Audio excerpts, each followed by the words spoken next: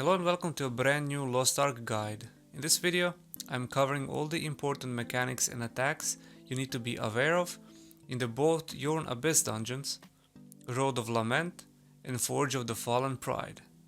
For both of these, you don't need any battle items except percentage health potions. The Road of Lament first boss normal attacks and rotation is fairly easy to dodge and doesn't do a lot of damage. The mechanic he does happens 2 times in a fight, one around 7 bars and second one around 4 bars. When the mechanic starts, he will either mark an outside save zone or an inside save zone. Which one you get first is random, but the second one is always going to be the one you haven't gotten. If you get to the inner save zone, you simply need to run around the boss clockwise or counterclockwise depending how he rotates the red beam. The beam won't one-shot you, but it will stagger you and push you into the red AoE and you will die.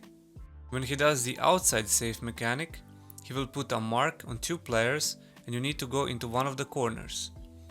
Which corner you go to doesn't matter, all it matters is that you move 2 red AoEs far away as they will stun you. This is important because during outside save zone mechanic, you need to also run around clockwise or counterclockwise depending how boss rotates his red beam. And if you put one of those stun AoE circles in the way where you run, it will stun you, your teammates and kill all of you. You can dash through the beam and dying won't wipe the party, so this boss has no party wipe mechanics. Second boss also has fairly simple and easy to dodge normal attacks and rotation that won't deal crazy amounts of damage. Every now and then she will spawn a red circle around her. You don't need to worry too much about that if you're a ranged class, but if you're a melee class and you cannot tank it, simply walk away and wait for it to be over. Before the boss fight, you will want to assign 4 players in 4 different corners of the map. Each player takes 1 corner. When mechanic starts, she will teleport to the middle. Then she will start sending red and yellow orbs. You need to avoid getting hit by red orbs and you need to collect 3 yellow orbs. If you get hit by a red orb while you collected 1 or 2 yellow orbs, it will reset your yellow orb count and you will need to collect 3 more yellow orbs. Collecting 3 yellow orbs will give you a yellow glowing aura for the next part of the mechanic. In each corner, bigger red orbs will spawn and start slowly moving to the boss. All you need to do is use the yellow glowing aura around you to destroy red orbs by simply walking into them. It takes 2 ticks to destroy the orb, and make sure if one of your teammates has a lot of orbs on his side, you try to help him. Failing to destroy majority of red orbs will wipe the whole party.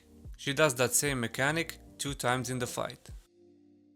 Moving on to Forge of the Fallen Pride, first boss also doesn't have any hard hitting and complex normal attacks, rotations or mechanics.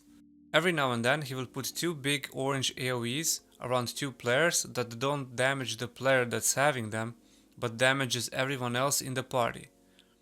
You simply want to move away to one of the corners far away from your team.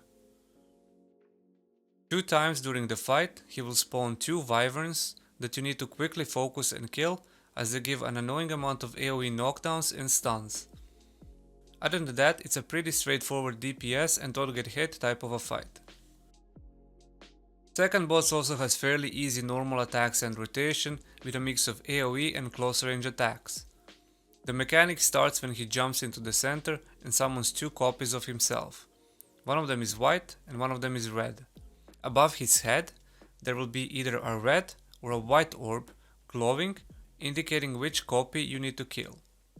If it's glowing red, you focus the red copy, and if it's glowing white, you focus the white copy.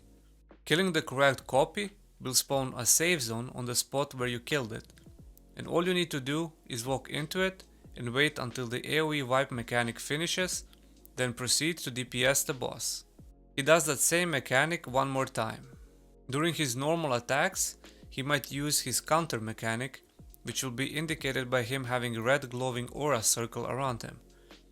You will want to stop DPSing for a few seconds, as it can trigger his AoE attack, which will deal around medium damage.